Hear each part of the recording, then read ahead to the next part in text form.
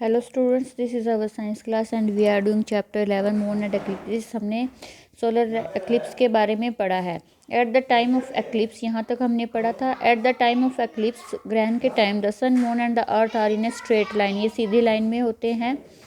Once the moon moves out of the line, जब moon इस line से बाहर चला जाएगा, द एक्लिप्स इज ओवर, तो ग्रहण हट जाता है और हम सूरज को दोबारा देख पाते हैं।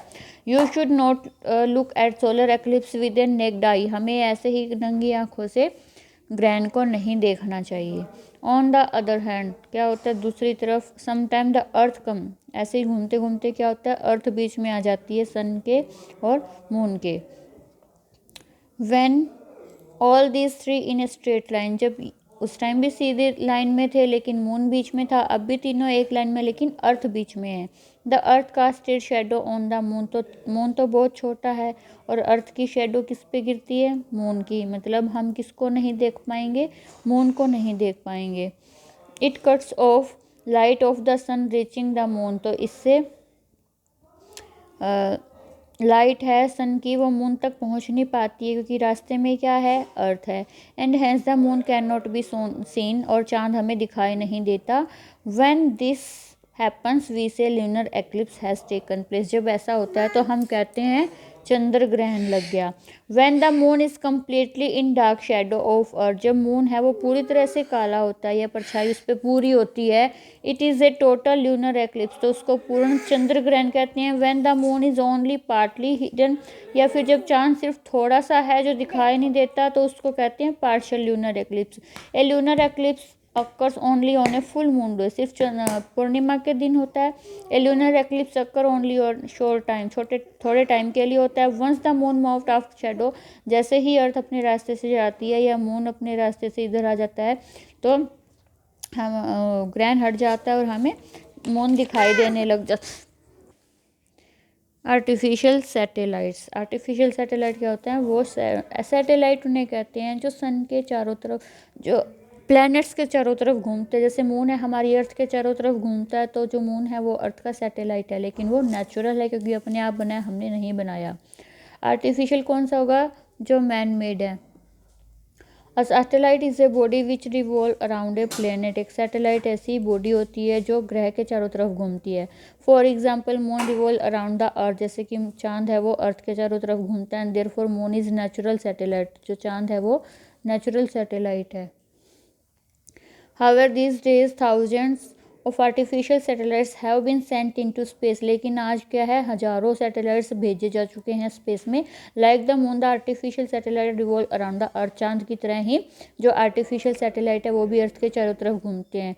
The space as began in 1957, जो ये अंतरिक्ष की उम्र थी वो 1957 में स्टार्ट हुआ। When the first man made satellite Sputnik first was launched by Russian scientist, जो रूस के साइंटिस्ट थे उन्होंने 1957 में फर्स्ट सेंड किया था satellite. Since then thousand of satellites have been sent into space, उसके बाद हजारों सैटेलाइट्स भेजे जा चुके हैं। Some of these have been very successful, उनमें से कुछ बहुत ही सफल हुए हैं। Some interesting achievement of space research are, क्या कौन कौन से हैं। It is very interesting to know that in 1957 a satellite name Sputnik second carried a dog named Laika, जो फर्स्ट भेजा था, उसके बाद उसी साल में दूसरा सैटेलाइट भी भेजा गया जिसका नाम स्पुतनिक 2 था, और उसमें एक कुत्ता भी गया था जिसका नाम लाइका था। This became the first animal to soar into space, ये स्पेस में जाने वाला पहला एनिमल बन गया। ऑन 12 अप्रैल 1961, उसके बाद 1961 में major Yuri Gagarin and Russia became the first man in the world to go into space, Yuri Gagarin Russia के हैं, वो स्पेस में जाने वाले पहले इंसान बने। इन 1963 में क्या हुआ, Valentina Tereshkova was the first woman to go into space. Valentina Tereshkova ये है जो पहली औरत थी जो स्पेस में जाने वाली 1963 में।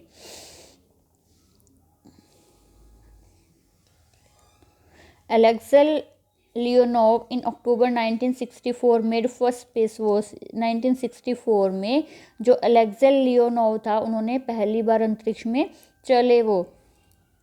1969 में Neil Armstrong became the first man to land on the moon. 1969 में जो नील आर्मस्ट्रॉन्ग थे वो चांद पर चलने वाले पहले इंसान बने। On 3 April 1984 squadron leader Rakesh Sharma became India's first man to go into space. India का पहला इंसान है, आदमी है राकेश शर्मा जाने वाला। Kalpana Chawla was the first woman of Indian origin to go into space. और कल्पना चावला पहली औरत थी इंडिया की। In 1975 India launched our first satellite named Aryabhata. 75 में इंडिया ने अपना पहला सैटेलाइट भेजा था जिसका नाम आर्यभट्ट था।